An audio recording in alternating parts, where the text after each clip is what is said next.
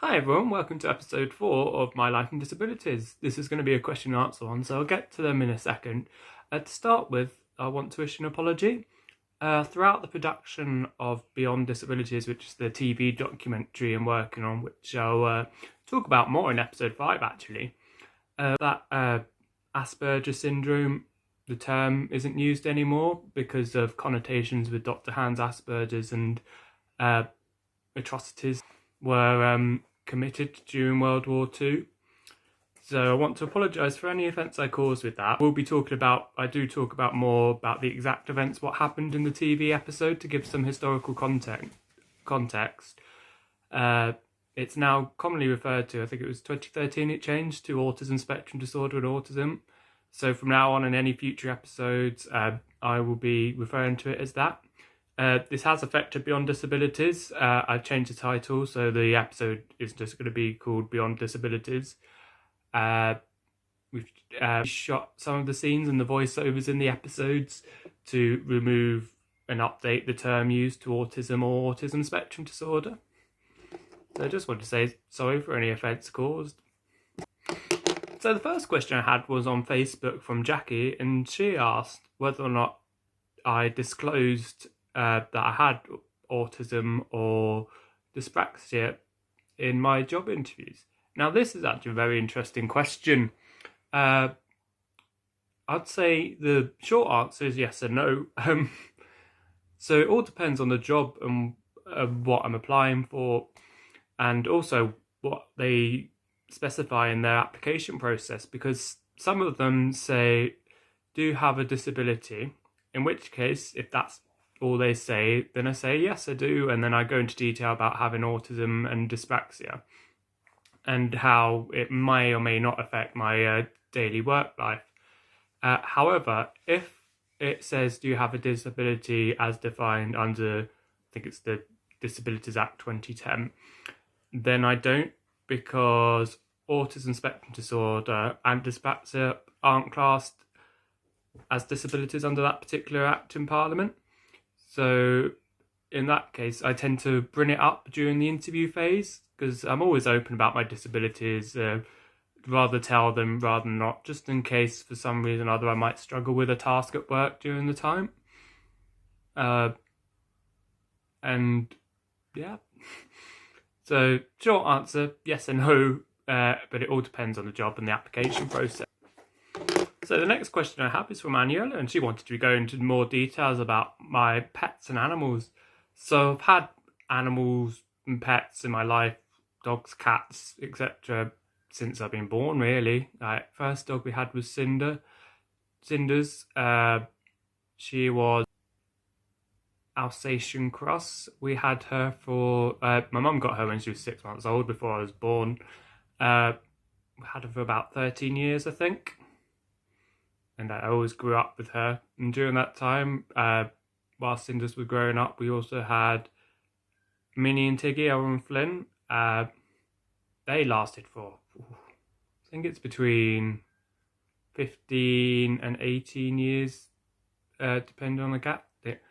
Flynn unfortunately passed away first while we were still living down south. So when we moved up north, we took Minnie, Tiggy, and Errol with us. Then Errol again, unfortunately passed away while I think it was about 2 years after we moved up. He was a Bengal. Errol and Flynn were brothers. They were twins. They were Bengal Tiger cross. They were tortoiseshells. And then Minnie and Tiggy passed away about 3 or 4 years ago. And so I always grew up with cats. Dog-wise, after Cinders, we had Tom and Jerry. Tom was a Labrador, and Jerry was King Charles Cavalier. Fortunately, we had to rehome Jerry because he didn't get along with our cats. So after Jerry, we got Chips, who was a Labrador. He lasted. He was 20. We had him for 22 years, which is a brilliant age for a Labrador. We always look after animals, and they do tend to have live longer than their life expectancy. We just spoil them because you've got to. Pets are part of the family, aren't they? Then we had, after Tom's sadly passed away, we had... What do we have after Tom? Oh, we got Roxy. We still got Roxy now. She's a Staffy Labrador cross. She's about 13 now, bless her. She's getting hot on, so she doesn't tend to move around much, and she just tends to sleep all the time, which is fine. We're happy with that, but she's the most affectionate, probably most affectionate dog we've had. She's got such a placid nature. Then after Chip, sadly, we got Jenny, who we have now. She is one in June. We rescued her from a Romanian street dog charity. Most of our dogs have been rescued, so either from the Dogs Trust or Battersea Dogs Home, or just people who are rehoming their pets due to different circumstances. So Jenny, she's still a puppy, really. She's a Romanian street dog.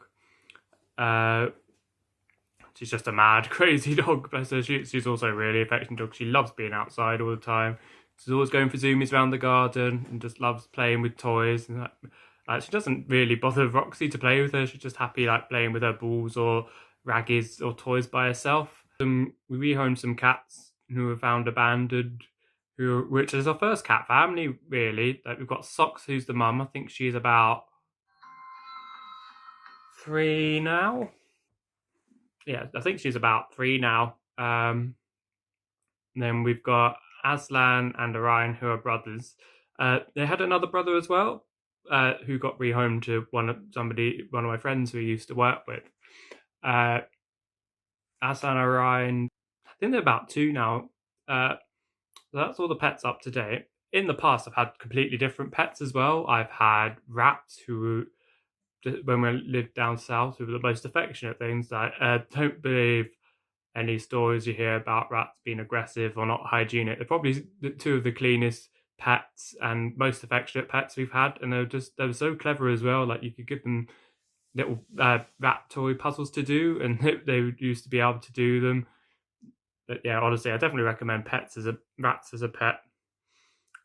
We also, throughout, we've had loads of different fish as well.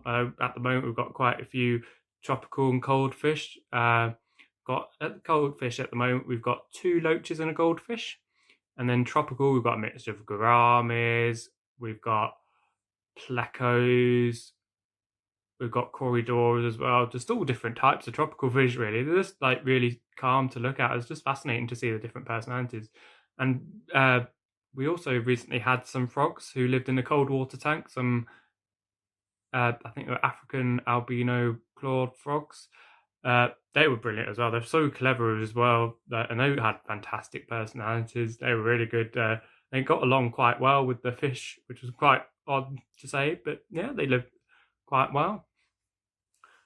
So I think that's about it for pets. I didn't receive any more questions on the Q&A, but next episode is going to be all about Beyond Disabilities. I'm going to be joined by Lucy, who's one of my friends that I made at uni, also the assistant producer of the show. And we're just going to talk about what's in the episode without giving too much away, our experience making it, and all the different places we've been filming. So I hope you have a good day, evening, or afternoon, wherever you are watching this. Thank you very much for watching. I do really appreciate all the people who've watched any of the episodes of the series, and I'll see you next episode. Thank you very much.